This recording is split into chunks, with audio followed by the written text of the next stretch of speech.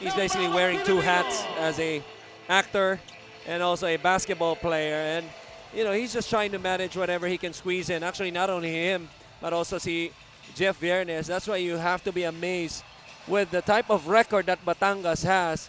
You got to give credit to the coaching staff, obviously, and the management of handling that well at 9-4.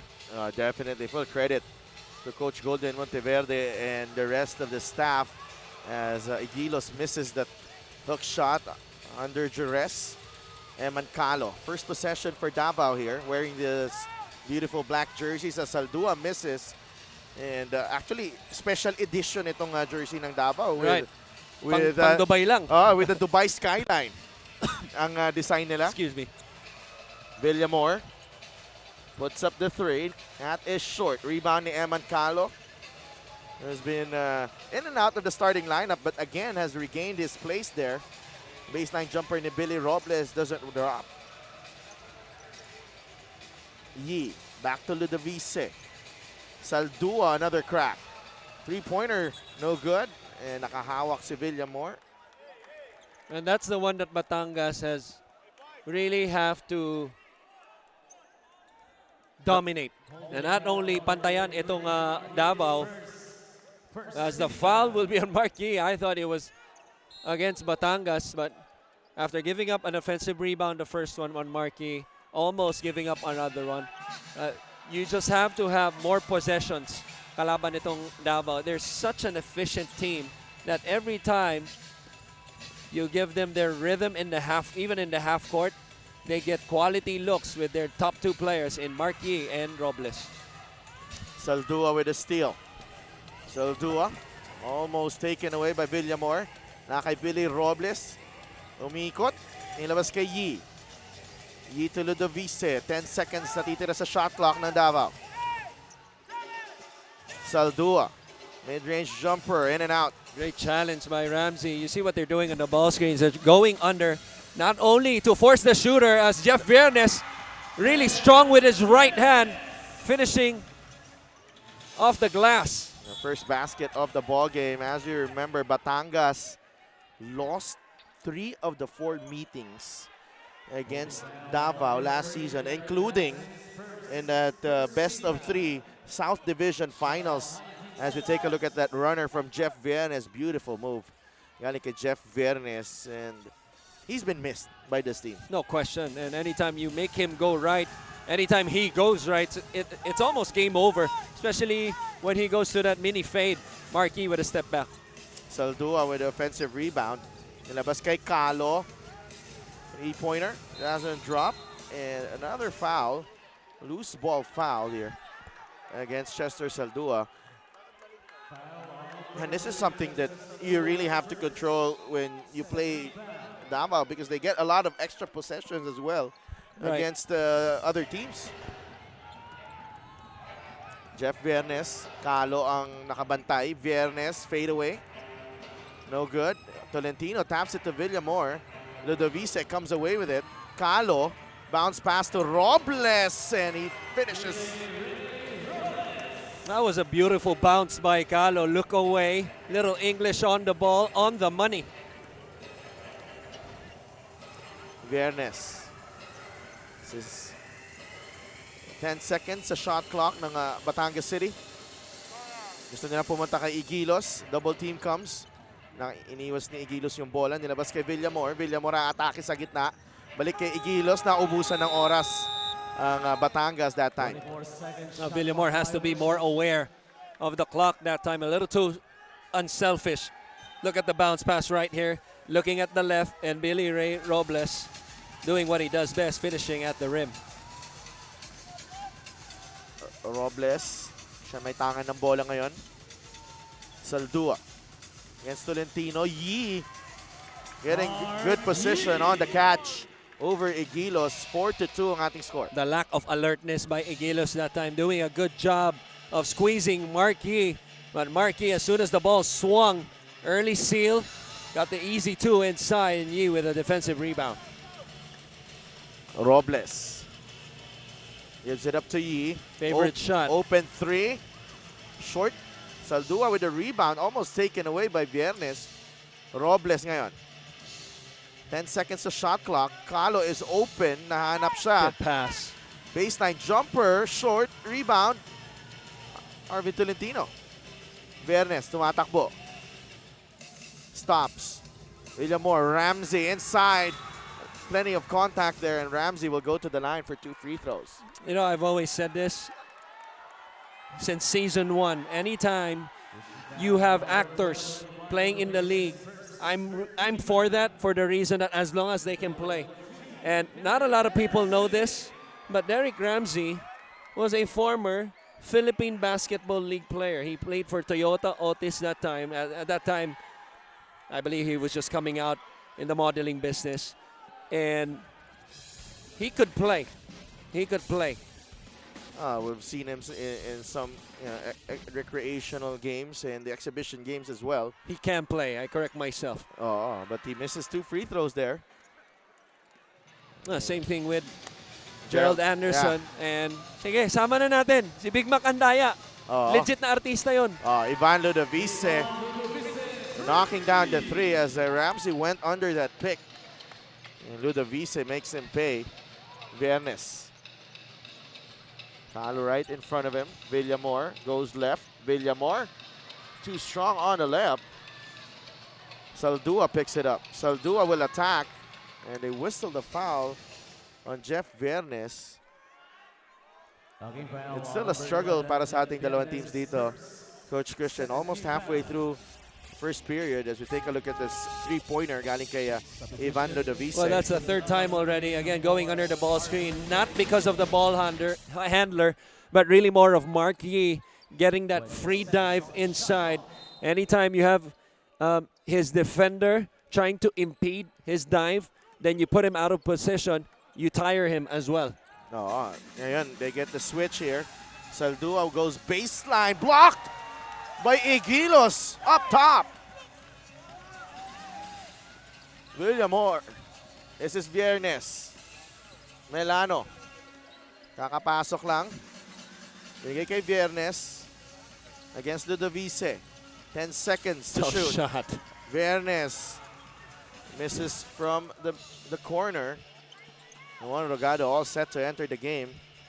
Yee again, and that's William Moore na mapipituhan ng foul. This is what you like about Markey.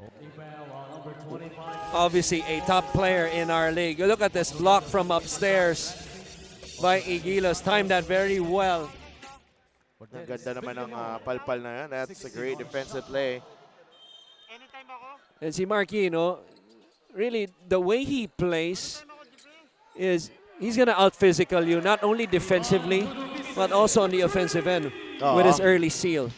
And talk about starting out very well. Itong si Ivan Ludovice, nakadalawang tres na. Puro pa ringless yung tres niya. They called a foul on Saldua. That will be number 2 on Saldua. As ipasa muna natin kay Sheila Salaysay. Improved defensive end and proper execution of plays, mga naging susi sa mga sunod na panalo ng Athletics. Dagdag ni Assistant Coach Rene Baina, the player took upon themselves and realized the need for maturity. They cannot take this game lightly, though Prince Rivero, Val Acuña on reserve tonight at wala rin si Ralph Olivares. Tiwalang coaching staff na sa pangunguna ni Jmo Igilos at Jason Melano, they will help the team make better decisions for tonight's game. So Delphin Coach Christian. And certainly that is the hope of Batangas because they've been held to just 2 points in the first 6 minutes of this ball game as Ludovice fires a wild shot over the top. And even though they're down early in this ball game, 10-2, Coach Goldwyn Monteverde not calling a timeout, letting the players figuring it out. Got yourselves in a hole, then figure it out to get yourselves out of it. Pasok na si Lester Alvarez. This is Adi Santos. Monrogado lumapit. 2-man game with Santos and dambitawan ni Adi Santos. And turnovers have been piling up dito para sa Batangas. Obviously good intention, but poor execution on that. Just unable to handle the pass was Santos. Custodio. Binigay kay Markey. Out to Marco Balagtas. Kakapasok lang din. Intis ang tira ni Balagtas. Yan ang nagpapagaling dito sa Davao, lalo na pag galing kay Marquis yung pasa. Ang tawag doon, yung mga pampakumpiyansang pasa. And speaking of passes, beautiful find inside on the trailing Santos. And finally, Batangas ends their drought with their second field goal, 10-4. Yee, binigay kay Calo. Calo jacks up the three and knocks it. Now just a long two. Long two lang yon para kay Eman Calo. Melano ngayon. Excellent transition defense that time. Bonbon Custodio right there. Nestor Alvarez uses the Igilos pick. Back out to Melano. Melano will attack. Drops it off. Santos blocked by Calo. Terrific defense there by Davao. Ivan Ludovice binigay kay Bonbon Custodio. Balagtas. Top of the key. Goes to the left to Ludovice. Bonbon posting up on Alvarez. Alvarez standing his ground. Bonbon gets it back. Ludovice fakes, pulls up, nothing but net. Beautiful in-between jumper right there by Ludovice, using the shot fake as the main weapon to make a basket inside the arc. 14-4 ang ating score. Alvarez to Santos inside. That's a foul on Marco Balagtas. Adi Santos will go to the line for 2 free throws. But you see the changes here for Davao, Coach Christian. I felt they've really, gotten better with their depth as Ivan Ludovice knocks down that one of the guys really recruited by Davao off-season. Had Ludovice dun sa backcourt. Forrester, Balagtas. Wow. Saldua. And to add to your point, the only two players playing at least above 20 minutes is Billy Ray Robles at 25, Marquis at 26. He doesn't even play in the 30s. And shows you the depth of this team. Pantay, after them, it's 19, 18, 17, 11 minutes. Just everybody having an impact either in scoring or defending inside. Oh, and 2 losses of Davao. They have a 13-2 record. The 2 losses, Right. home court pa pareho ng kalaban nila. Bacoor and Pampanga. Oo. Calo, no good on the 3. Melano with a rebound. Alvarez, tingnan natin if the flow of the offense will be much better. Got away with a walk. Yeah. Oh, Fish. Grimaldo got away with a walk right there. Ended up as a turnover. Oo nga. Ito isa rin sa mga bagong recruit ng Davao. Ken Mocon, picked up from Makati. So, pretty much yung second unit nila. Not a big drop in terms of the quality of the players that they have. Pero ang pantapos nila matindi. And also, yung pantapos nila fresh when it comes down the stretch. Balagtas, 8 seconds. Beautiful shot fake. Oh, Balagtas just could not finish. Rebound, Melano again. Jason Melano weaving through traffic. Melano could not bank it in. And you feel like Batangas, hindi nila mahanap yung rhythm nila dito first quarter. It's been a struggle offensively. They're really trying to push the pace, even off a made basket. We saw the one earlier, kakashoot lang ng Davao. Quick inbound, pass advance. But Davao was there defensively. And then in the half court, pretty much it's been one-sided. The ball has been one-sided compared to Davao. Either they get their feet inside the paint or they move the ball side to side. Oo. Mocon, binigay kay Balagtas, has to manufacture a shot here. Balagtas with a fadeaway. Wala. And 6-second differential, game clock and shot clock. Patapos na po ang ating first period here.